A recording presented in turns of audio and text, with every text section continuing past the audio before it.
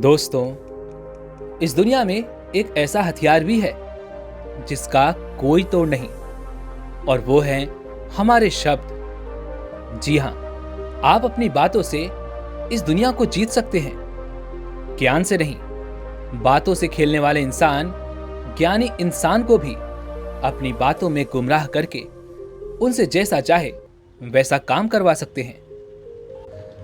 एक समय की बात है, हिमालय की तलहटियों में एक बहुत ही महान बौद्ध भिक्षु रहा करते थे। उनकी ख्याति दूर दूर तक फैली हुई थी। एक दिन वे अपने सभी शिष्यों को उपदेश दे रहे थे। वे अपने सभी शिष्यों को बात करने के तरीके सिखा रहे थे। तभी उनमें से एक शिष्य खड़ा होता है और वह उन बौद्ध भिक्षु से कहता है, हे गुरुवर, सब यही कहते हैं कि चालाकी से बात करो, चालाक बनो, अन्यथा तुम हमेशा पीछे रह जाओगे। किंतु हे गुरुवर, आप ही बताएं, चालाक कैसे बना जाता है?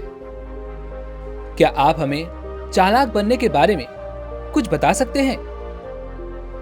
उन बौद्ध भिक्षु ने अपने शिष्य की सारी बातें ध्यानपूर्वक सुनी और उसके बाद वह मुस्कुराते हुए अपने उस शिष्य से कहते हैं, भंते, तुम मेरी बात ध्यान से सुनो।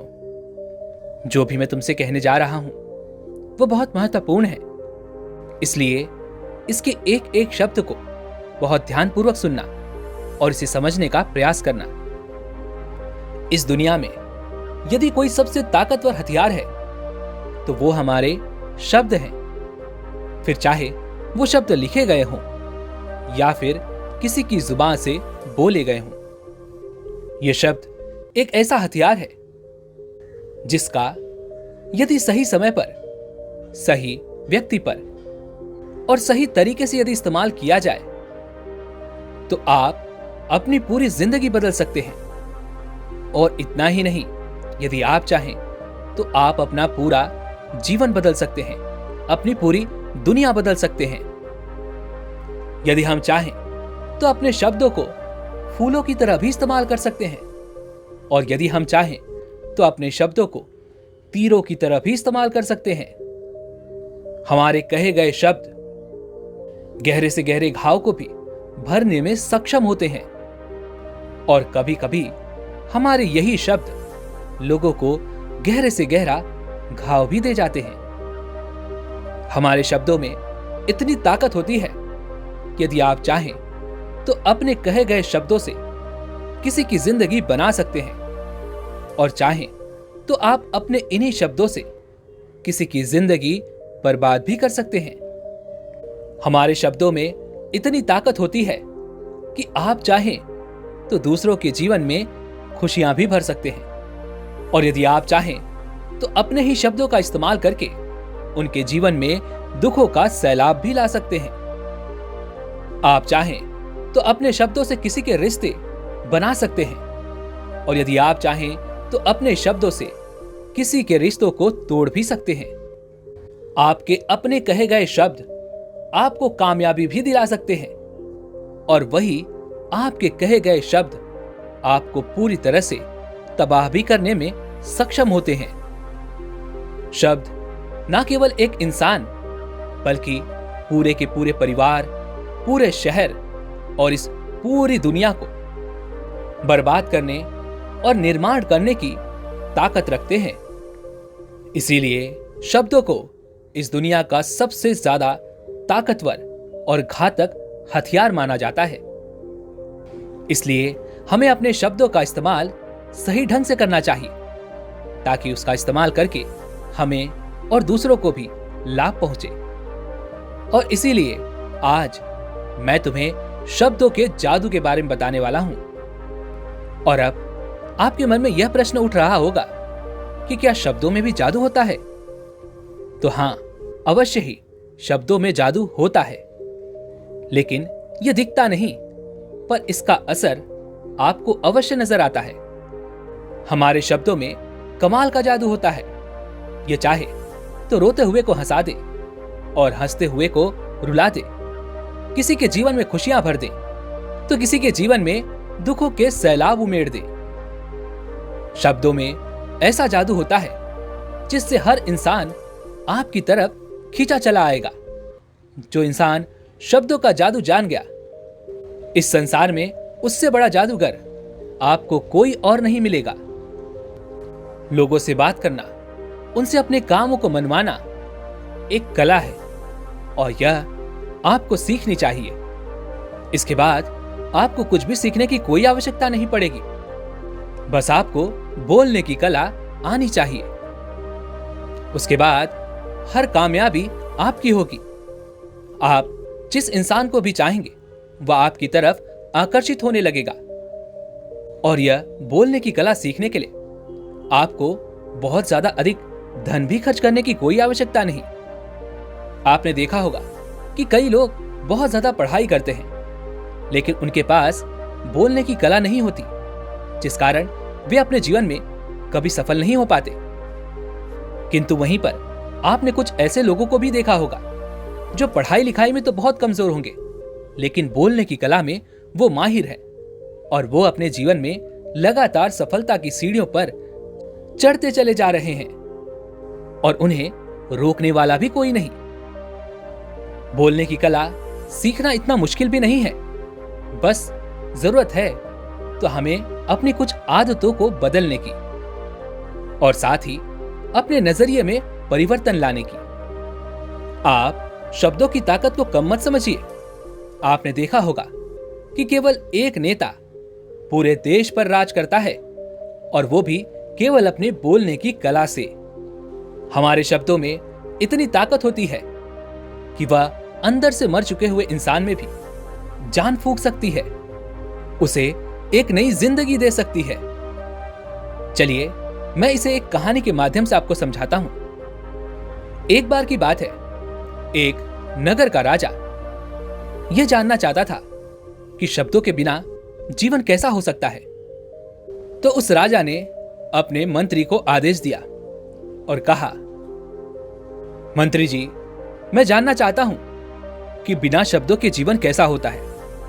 इसलिए आप बच्चों के 2 गुट बनाइए।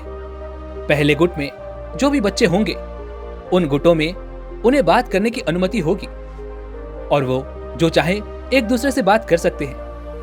और दूसरे गुट में किसी भी बच्चे को किसी से भी बात करने की अनुमति नहीं होगी। उनके चारों तरफ शांति का माहौल होगा और वे लोग एक दूसरे से बात नहीं कर सकते।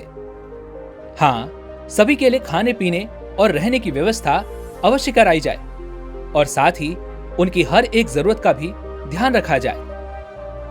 राजा के आदेश पर मंत्री ने बिल्कुल वैसा ही किया। मंत्री ने 2 बच्चों का गुट बनाया। एक गुट में बच्चों को बात करने की अनुमति थी और दूसरे गुट में बच्चों को एक दूसरे से बात करने की बिल्कुल भी अनुमति नहीं दी गई थी।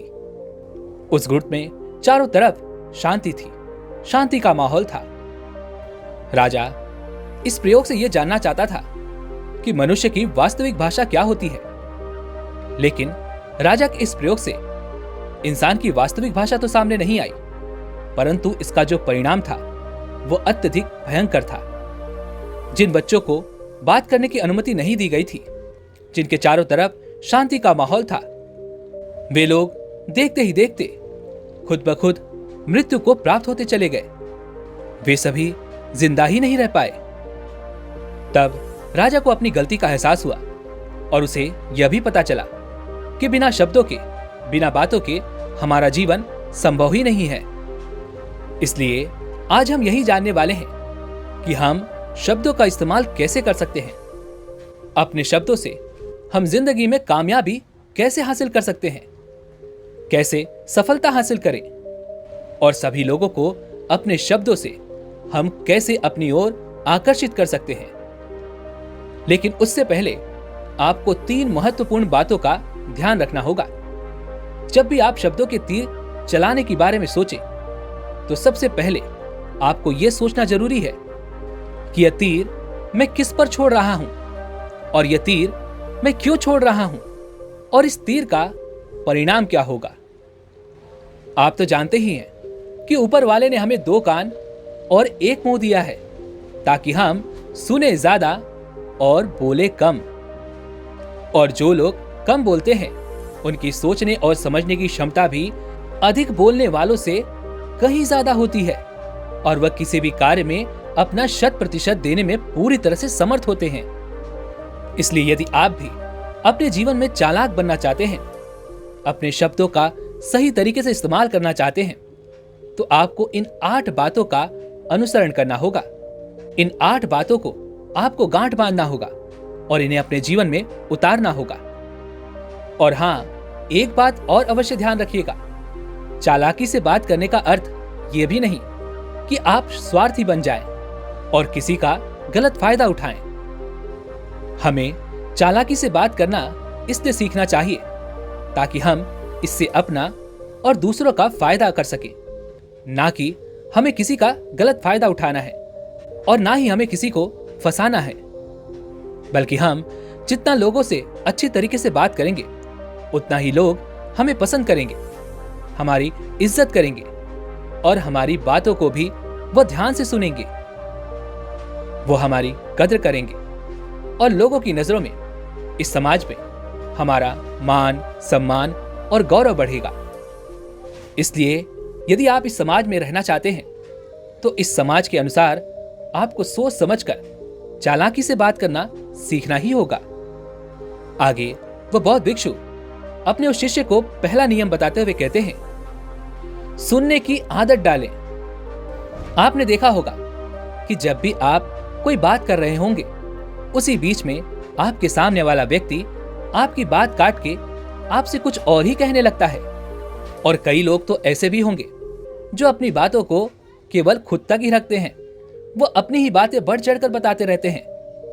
वह तो दूसरों की सुनना तक नहीं चाहते, लेकिन वह यह भूल जाते हैं कि एक सफल व्यक्ति हमेशा अधिक से अधिक सुनता है, सोचता है, समझता है और उसके बाद ही वह जवाब देता है, क्योंकि इज्जत उसे ही ज्यादा मिलती है जो पूरी तरह से सुनने के बाद ही कुछ बोलता है। आपने भगवान श्री कृष्ण की भागवत गीता सुनी या पढ़ी तो जरूर ही होगी। आपने यह भी ध्यान दिया होगा कि शुरू शुरू में भगवान श्री कृष्ण ने अर्जुन से कुछ भी नहीं कहा था और उधर दूसरी तरफ अर्जुन अपने मन की सारी बातें भगवान श्री कृष्ण से कह रहे थे और इधर भगवान श्री कृष्ण भी चुपचाप अर्जुन की सारी बातें सुन रहे थे, क्योंकि वह जानते थे कि यदि मुझे अर्जुन को युद्ध के लिए मनाना है तो पहले मुझे उसके मन के सभी प्रश्नों को जानना होगा, उसके मन में क्या चल रहा है इसे समझना होगा, तभी मैं उसके प्रश्नों का उत्तर दे सकूंगा और तभी मैं उसे इस युद्ध के लिए मना सकूंगा। इसलिए आप भी जब किसी से बात कर रहे हो तो यह अवश्य देख लें कि क्या वह आपकी बात सुनना चाहता है या नहीं, क्योंकि कभी कभी ऐसा होता है कि हम किसी से बात तो करना चाहते हैं लेकिन वह दूसरा व्यक्ति हमारी बात नहीं सुनना चाहता। और कभी कभी तो ऐसा भी होता है कि हम जिससे बात करना चाहते हैं वह किसी दुख से गुजर रहा हो और ऐसे समय पर वह हमसे बात नहीं करना चाहता। इसलिए सबसे पहले बोलना सीखें और बोलने से पहले सुनना। आगे वह बौद्ध भिक्षु अपने शिष्य को अगली आदत बताते हुए कहते हैं, दूसरों का दिल जीतना सीखो। आप जब भी लोगों के साथ हो तो उन्हें अपने साथ अच्छा महसूस करवाओ। अगर आपको किसी से अपना काम निकलवाना है तो उसकी थोड़ी सी बड़ाई करो, क्योंकि आजकल हर कोई अपनी बड़ाई चाहता ही है। इससे आपका कुछ नहीं बिगड़ेगा, क्योंकि वह अपनी बड़ाई सुनना चाहता है। लेकिन बड़ाई करते समय इस बात का भी ध्यान रखना चाहिए कि सामने वाले को ऐसा ना लगे कि आप सचमुच में उसकी बड़ाई कर रहे हैं, आप उसका मजाक बना रहे हैं। जैसे मान लो कोई व्यक्ति काला है और तुम उससे कह दो कि तुम बड़े सुंदर लग रहे हो, तो वह आपकी बात समझ जाएगा और हो सकता है कि वह क्रोधित भी उठे और ऐसे समय पर हो सकता है कि वह आपसे तरह तरह के अपशब्द भी कह दे। इसलिए ऐसा कहने से अच्छा है कि आप उससे कुछ इस तरह से बात करें कि अरे भाई, आज तो तुम बहुत अच्छे लग रहे हो। पहले कही हुई बात उसे बिल्कुल भी पसंद नहीं आएगी, लेकिन जब आप उससे ऐसा कहेंगे कि आज तुम बहुत अच्छे लग रहे हो, तो वह तुम्हारी बात अवश्य सुनेगा और उसे सुनकर बहुत अच्छा भी लगेगा। इसलिए पहले उन्हें वह दीजिए जो उन्हें चाहिए, और फिर वह अपने आप ही आपको जो चाहिए वह देने के लिए तैयार हो जाएंगे।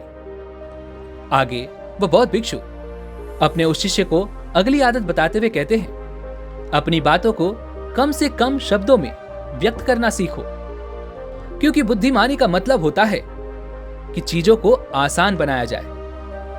यदि आप अपनी बातों को दूसरे व्यक्ति को कम से कम शब्दों में नहीं समझा सकते, तो वह आपकी बात नहीं सुनना चाहेगा, उसे आपकी बातें उबाऊ लगेंगी और वह आपसे दूर भागने लगेगा।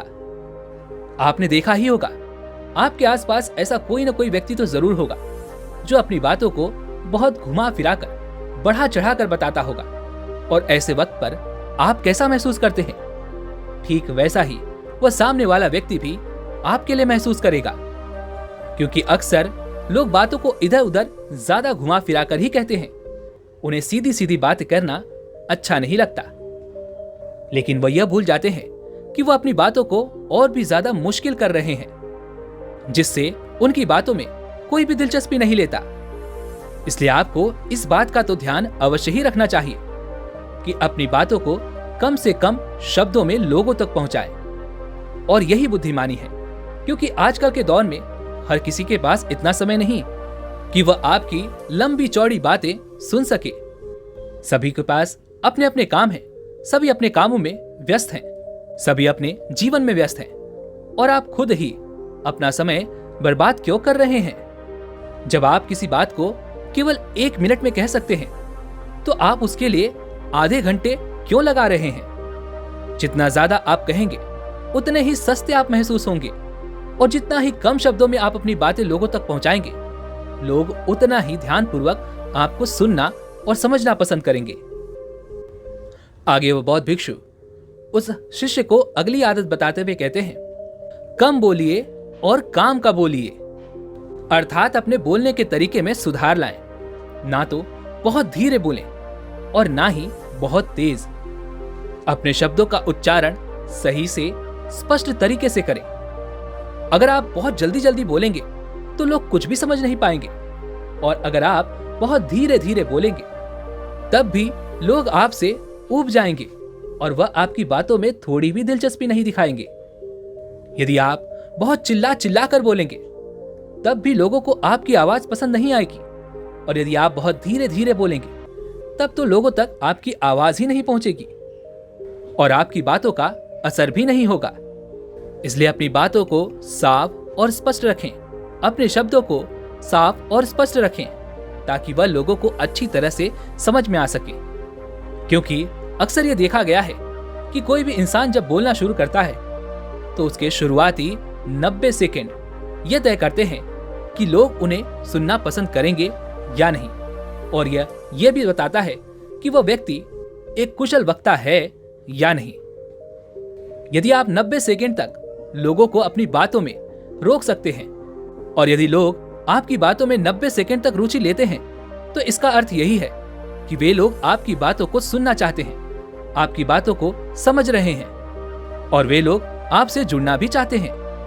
किंतु अक्सर यही देखा गया है कि कुछ लोग बहुत चिल्ला चिल्ला कर कहते हैं और कुछ लोग बहुत धीरे धीरे कहते हैं, जिससे उनके शब्द ही समझ नहीं आते। इसीलिए शब्दों को स्पष्ट रखिए। आपको उतनी ही आवाज में बोलना चाहिए जितने में आपके विचार सामने वाले व्यक्ति तक पहुंच सके। आगे वह बौद्ध भिक्षु अपने शिष्य को अगली आदत बताते हुए कहते हैं, अपने शब्दों और अपने वाक्यों में भावनाओं को ढालने की कोशिश करें, क्योंकि जब तक आपके शब्दों में, आपके वाक्यों में भावनाएं होंगी नहीं, तो वह लोगों के दिलों तक कैसे पहुंचेंगी?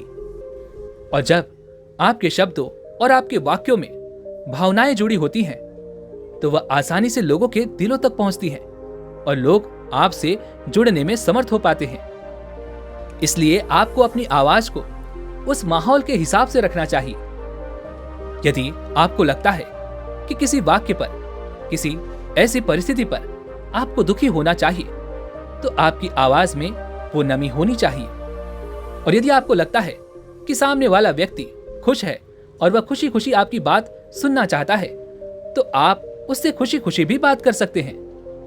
और दूसरी तरफ यदि आपको लगता है कि कोई व्यक्ति दुखी है और उसके मन को शांत बनाना चाहिए, तो आपको भी उसके मन को शांत करने वाली वाणी अर्थात अपने शब्दों, अपने वाक्यों का इस्तेमाल करना चाहिए।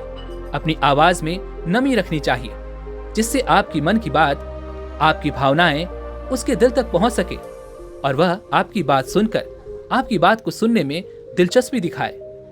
क्योंकि जब आप किसी का दर्द बांटते हैं तो सामने वाले व्यक्ति को बहुत अच्छा लगता है और ऐसे समय पर आपकी भावनाएं, आपके शब्द और आपके वाक्य ही अधिक महत्व रखते हैं। शब्द, वाक्य ये सब तो एक ही होते हैं, लेकिन इन्हें बोलने का तरीका अलग अलग होता है। जैसे कि मान लीजिए आप अपनी प्रेमिका से प्रेम से कहते हैं कि मैं तुम्हें कभी नहीं छोड़ूंगा, और वहीं पर यदि आप उससे क्रोध भरी आवाज में कहते हैं कि मैं तुम्हें कभी नहीं छोड़ूंगा, तो इन दोनों वाक्यों का मतलब तो एक ही है, लेकिन यहां पर कहने का तरीका बदल चुका है, जिससे प्यार से कही गई बात उसके दिल तक जरूर पहुंचेगी और वहीं पर क्रोध से कही हुई बात वह उसे सुनने में दिलचस्प नहीं होगी। शब्द तो हर किसी के पास होते हैं, जिसके पास जुबान है, जिसके पास दिमाग है, जिसे अच्छा ज्ञान है, वही बहुत सारे शब्द बोल सकता है। लेकिन सही तरीके से शब्दों का प्रयोग करना यही बुद्धिमानी होती है। जो अपने शब्दों में, अपने वाक्यों में अपनी भावनाएं जोड़ पाता है, वही लोगों के दिलों पर राज करता है। आगे वह बौद्ध भिक्षु अपने शिष्य को अगली आदत बताते हुए कहते हैं कि जो भी तुम कुछ कह रहे हो वह बात सत्य होनी चाहिए।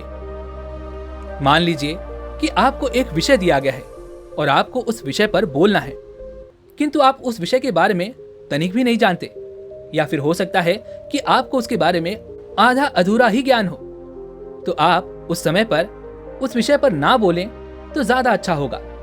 और जब भी आपसे कोई उस विषय के बारे में पूछे तो आप सीधा उससे कह सकते हैं कि मुझे इस विषय के बारे में कोई जानकारी नहीं है। किंतु अधिकांश लोग अपने आप को दिखाने के लिए, अपने आप को लोगों की नजरों में उठाने के लिए गलत जानकारियां भी देने लगते हैं, जिससे लोगों को पता चल जाता है कि इसे इस विषय के बारे में बिल्कुल पता नहीं, जिससे आप पर इसका दुष्प्रभाव पड़ता है और लोगों की नजरों में आपकी इज्जत और घटने लग जाती है। आगे वह बौद्ध भिक्षु अपने शिष्य को अगली आदत बताते हुए कहते हैं, जो भी बोलो विश्वास के साथ बोलो।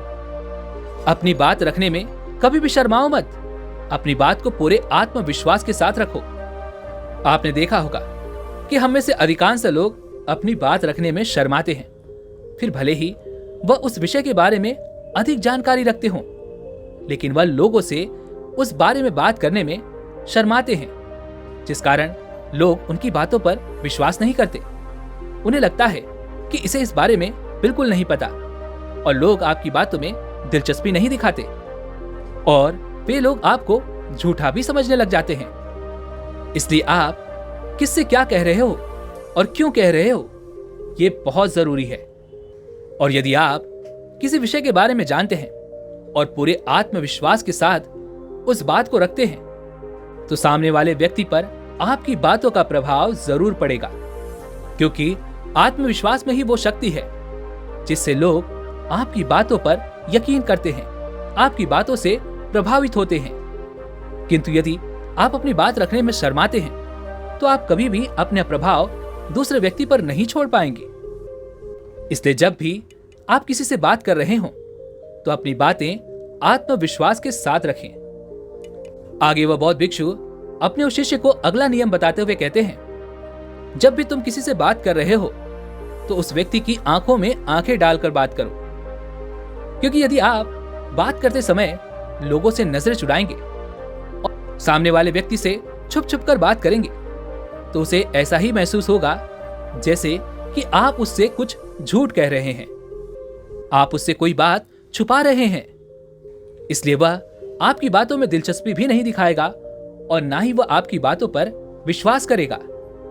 और वहीं पर दूसरी तरफ यदि आप पूरे आत्मविश्वास के साथ किसी दूसरे व्यक्ति की आंखों में आंखें डालकर यदि उससे आप झूठ भी कह देंगे, तो अभी वह आपकी बातों पर विश्वास कर ही लेगा, और वह आपकी बातों में दिलचस्पी भी दिखाएगा। इसलिए बात करो राजा की तरह और काम करो गुलाम की तरह। आगे वह बौद्ध भिक्षु उस शिष्य को आखिरी बात बताते हुए कहते हैं, लोगों की मदद करना सीखो। जब भी आप लोगों की मदद निस्वार्थ भाव से करते हैं तो सामने वाला व्यक्ति भी आपकी मदद करने के लिए अवश्य ही तत्पर रहेगा। जब भी आपको आवश्यकता होगी वह आपकी मदद अवश्य करेगा, क्योंकि आपने बुरे वक्त पर उसका साथ दिया था और वह भी बुरे वक्त में आपका साथ देने के लिए हमेशा तैयार रहेगा। आपने अपने घर में अपने बच्चों को तो देखा ही होगा, जिनका मन बिल्कुल साफ होता है, जिनके मन में कोई भी स्वार्थ नहीं होता, और जब उन्हें कुछ चाहिए होता है तो जैसा आप कहते हैं वह बिल्कुल वैसा ही करते हैं। आप जो भी काम उनसे कहते वह उस काम को तुरंत कर देते हैं। इसलिए निस्वार्थ भाव से लोगों की मदद करना सीखें, जिससे आपके मन को भी शांति मिलती है और आप एक सुकून महसूस करते हैं, और साथ ही आपके सोचने और समझने की क्षमता भी बढ़ने लगती है। इतना कहकर वह बौद्ध भिक्षु शांत हो गए और वह शिष्य भी अपने स्थान पर बैठ गया। दोस्तों, उम्मीद है कि आपको आज की वीडियो जरूर पसंद आई होगी, तो इसे लाइक और शेयर जरूर कीजिएगा और हमें ऐसे ही सपोर्ट करने के लिए चैनल को सब्सक्राइब और घंटी बटन को भी जरूर दबा दीजिएगा। तो चलिए फिर मिलते हैं ऐसी एक और वीडियो के साथ। तब तक के लिए अपना ख्याल रखें। धन्यवाद।